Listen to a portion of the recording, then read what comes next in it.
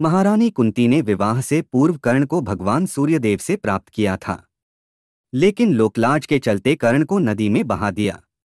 महाराज धृतराष्ट्र के सारथी अधिरथ की पत्नी राधा ने कर्ण को नदी में बहते देखा। वे कर्ण को अपने घर ले आई और उनका पालन पोषण किया, इसलिए कर्ण को सूत पुत्र कहा गया।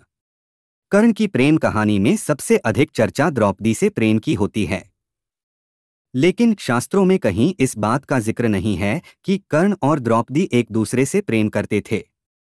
जब द्रौपदी का स्वयंवर रचा गया, तब अन्य राजाओं की तरह अंगराज कर्ण ने भी भाग लिया था। कर्ण की वीरता के बारे में सुनकर द्रौपदी उसकी तरफ आकर्षित जरूर हुई, लेकिन कृष्ण को इसका पता चल गया। श्री कृष्ण के कहने पर धृष्टद्युम्न ने कर्ण को सुतपुत्र कहते हुए स्वयंवर में भाग लेने से मना कर दिया। इस तरह कर्ण स्वयंवर में भाग नहीं ले सके और इसके बाद द्रौपदी और कर्ण के प्रेम की बात कहीं नहीं आई। द्रौपदी के स्वयंवर में अपमानित होने के बाद जब कर्ण अपने राज्य लौट रहे थे, इसी दौरान जंगल में कर्ण ने देखा कि कुछ बदमाशों ने दो सुंदरियों को घेर कर रखा था। इनमें से एक राजा चित्रवत की पुत्री अंसावरी तो दूसरी उनकी दासी धूमसेन की पुत्री पद्मावती। दुराचारियों ने जब राजकुमारी अंसावरी पर हमला किया तो पद्मावती सामने खड़ी हो गई। तभी कर्ण पहुंचे और अपने बाणों से दुराचारियों को मार भगाया, लेकिन एक दुष्ट ने कर्ण के सिर पर वार कर दिया और वे बेहोश हो गए। यह सब देख राजकुमारी अंसावरी भी बेहोश हो गई। पद्मावती कर्ण और अंसावरी को रथ में राजभवन ले गईं।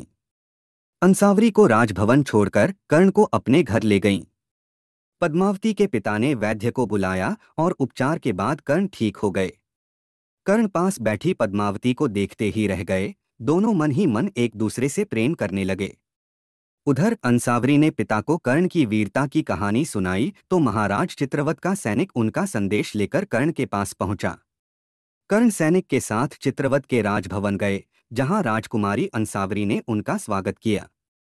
महाराज चित्रवत कर्ण से कहते हैं कि आपने मेरी बेटी के प्राण बचाकर बड़ी कृपा की है। मेरी इच्छा है कि आप कुछ दिन रुककर मेरा आतिथ्य स्वीकार करें। कर्ण मान जाते हैं। कर्ण और राजकुमारी अंसावरी एक दूसरे के करीब आ जाते हैं। अंसावरी अपने मन की बात अपनी सखी व दासी पद्मावती को भी बताती हैं। पद्मावती अपने प्रेम की बात छुपा लेती है। कुछ समय बीतने पर कर्ण महाराज चित्रवत से राजकुमारी अंसावरी का हाथ मांगते हैं। यह सुनते ही राजा चित्रपत क्रोधित हो जाते हैं और कहते हैं, हे अंगराज कर्ण, मैं तुम्हारी वीरता का कायल हूं, लेकिन तुम्हारी और हमारी बराबरी नहीं। हम क्षत्रिय हैं और तुम सूत पुत्र हो, इसलिए मेरी पुत्री का विवाह तुमसे संभव नहीं है। कर्ण कहते हैं कि आपकी पुत्री भी मुझसे प्रेम करती है। लेकिन जब अंसावरी को कर्ण के सूत पुत्र होने की बात पता चलती है तो वह भी शादी से इनकार कर देती है।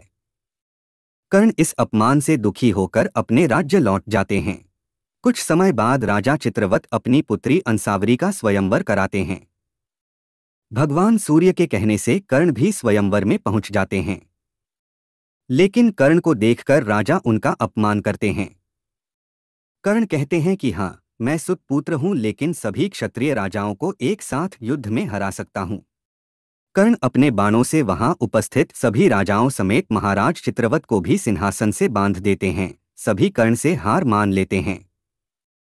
इसके बाद महाराज चित्रवत पुत्री से विवाह के लिए तैयार हो जाते हैं, लेकिन जैसे ही राजकुमारी अंसावरी वरमाला लेकर कर्ण के गले में पहनाने का प्रयास करती हैं, कर्ण पीछे हट जाते हैं। अपमान की आग में जल रहे कर्ण कहते हैं, हे राजकुमारी, मैं तुम जैसी स्वार्थी स्त्री से विवाह नहीं करना चाहता। मैं तो उससे विवाह करूंगा जिसके मन में मेरे लिए निस्वार्थ प्रेम है। यह कहकर कर्ण पास खड़ी पद्मावती से पूछते हैं कि हे सूतकुमारी, क्या तुम्हारे मन में मेरे लिए प्रेम है? पद्मावती की स्वीकृति मिलने पर कर्ण उसे स्वीकार करते हैं। पद्मावती कर्ण के गले में वरमाला पहनाती है और उन्हें पति के रूप में वरण करती है। इस तरह कर्ण अंसावरी से अपमान का बदला लेते हुए उनकी दासी पद्मावती से विवाह कर लेते हैं।